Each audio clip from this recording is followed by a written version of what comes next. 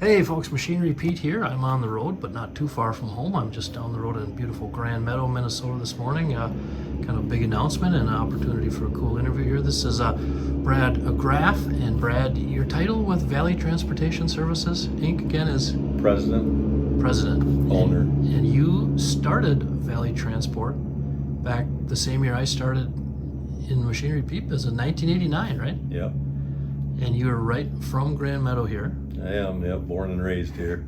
And let's start off with our big announcement. Folks, you'll probably see in machinerypete.com all the listings, a link to Valley Transportation. But so happy, Brad, we were able to work out a deal and to get your information with all our equipment for sale. And thank you for your support of our business. You bet. Thank you.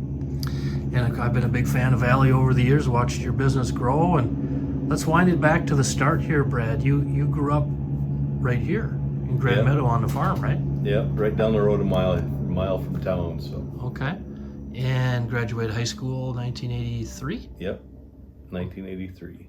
And I understand when you were in high school, you were even getting into the farm equipment business kind of at that point, working at the local dealership. Is that right? Yep, I worked for Minnesota Implement here in town. So started there when I was 16. So 16. And Yeah. what they have you doing at the dealership back then?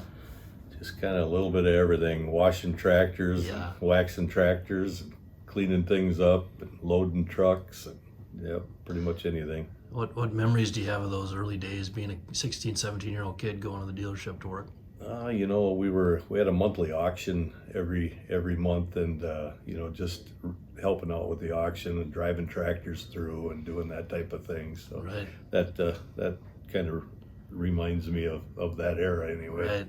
Now, depending on the age of our viewers out there, of course, when I say Grand Meadow, a lot of you folks are gonna, think like I do, like an auction capital of the U.S. here back in the day. My goodness, tons of history on the auction side.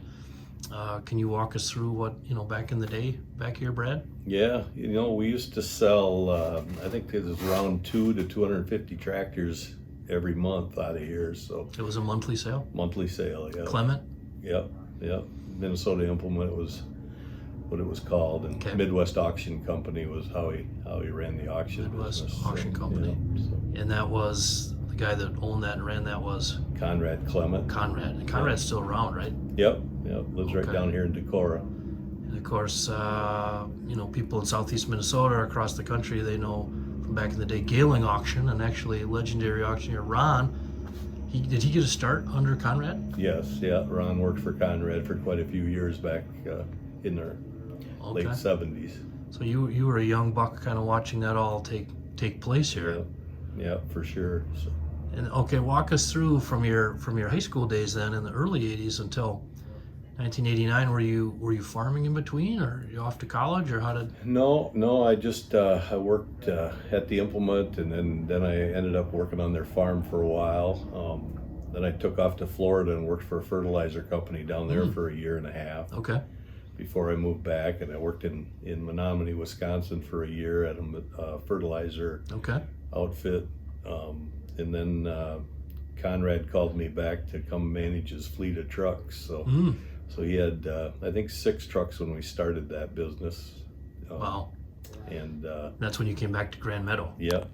got me back here, and then Okay. I took over his trucking operation for well until '89, and that's when he had already bought Featherlight trailers and was moving a different direction. So Right. ended up getting rid of the trucks, and that's when I kind of started and took over and started Valley. So you were young. You were about Yeah, young as I was when I started. 24 when I started Valley. You ever think back to those days, thinking back you were 24 and starting, and let's Yeah. give you willies? Like, Wondering what I was doing. Excuse me. Well, you got started. How many rigs did you have then? Just started with 2. We had one that my father owned, and then Okay. Ron Gailing actually helped me get started with the other one. So What truck was that? that was a 1985 Volvo, I believe. Nice. Yeah. So from two rigs to Valley Transportation now, all over North America. I mean, how many rigs and folks do you have? How many employees do you have now, Brad? We're up to about 250 employees. We got about 200 trucks on the road. So 200 trucks on the road. Well, hats off to what you've built, Brad. That's, I mean, amazing business. I mean, you say Valley Transportation. I've been covering auctions for many years and farmers using your services to move equipment around. Again, hats off to what you built and how you operate, because what I've heard over the years is nothing but positive how you guys treat your customers. Well, good, thank you. Is that how about business philosophy as you've built this out over the years, Brad? What's been at the core of the growth of Valley Transportation?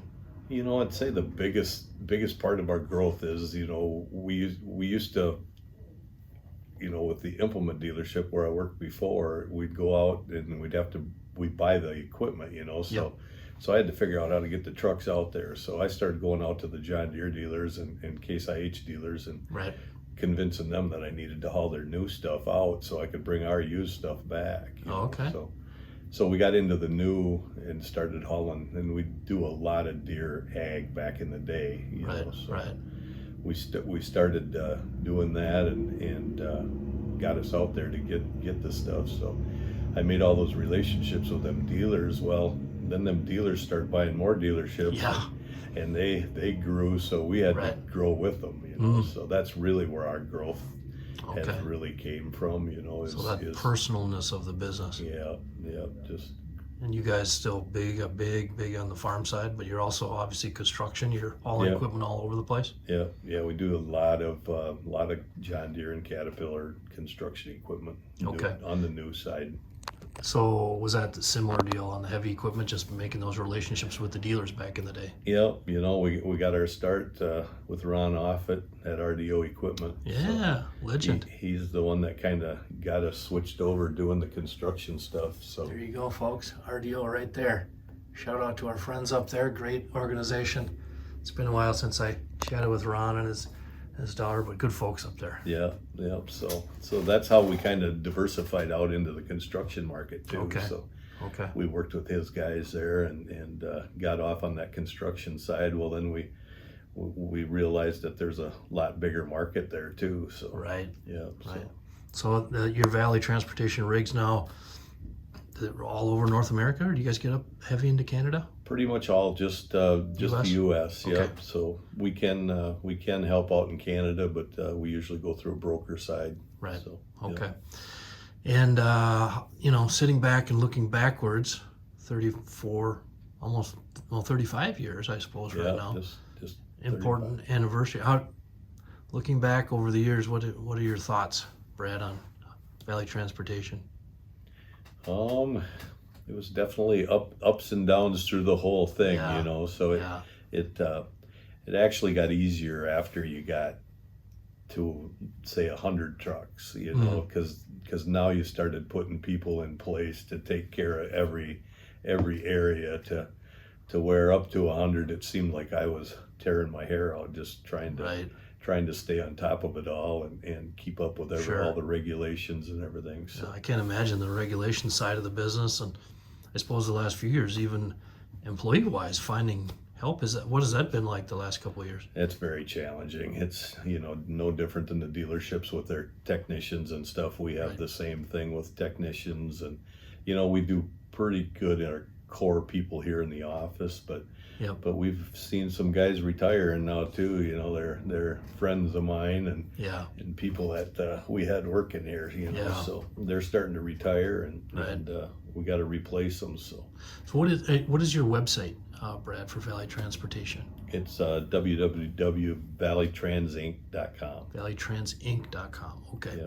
Check that out, folks. And again, when you're in machinerypete.com, looking for equipment in the listing itself with all the great pictures from around U.S. and Canada, just look for that Valley Transportation link. And I'm guessing, Brad, your connection back to the farm. Again, you grew up on the farm. You worked at a farm dealership when you were in high school, Yeah. dealing with farmers, buying and selling equipment all over the country. Got to be kind of fun for you, I would think. Yeah. Back yeah. to the roots, huh? Yeah, it just reminds me of that era. So, yeah, we're good with working with the dealers and and the farmers, and we do a lot of on-farm deliveries. So, Right. we can take care of that aspect too. So, And the folks, Brad, if they're wondering how to get in touch with you guys for a job, for a haul, outside of, hopefully they'll see it in Machine Repeat, click the link, but just hit the website and the contact information right there. Yep. Just the 800 number too is 800-657-4910, Okay. and just ask for somebody in the customer service area. I'm guessing a high percentage of our Machine Repeat audience has that toll-free number memorized. I would guess there's a few of them. Yeah. Yeah, it must be fun, whether on the dealer side or even individual farmers, repeat customers. Oh, for sure. Going back 35 years. Can you speak to that a little bit? How that? Yeah, we've had a lot of these guys for, and I think, Everglade Farm Equipment down in Florida, Right. and Lawrence Tractor out in California, Fresno Equipment. A lot of these guys are probably 38 to 40-year customers Right, that I've been dealing with, right. So Pretty cool. a lot of them are long-term, that's for sure. Yeah. So, And we were chit-chatting a little bit before we started recording here. I was out in New York a couple days ago. We were filming Alex Lyon and Son Auction, a great construction equipment firm out there.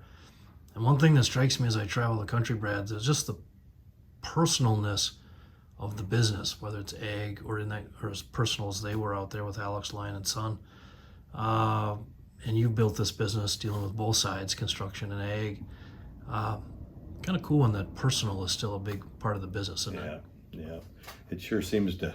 I try to relay that message to my customer service guys now.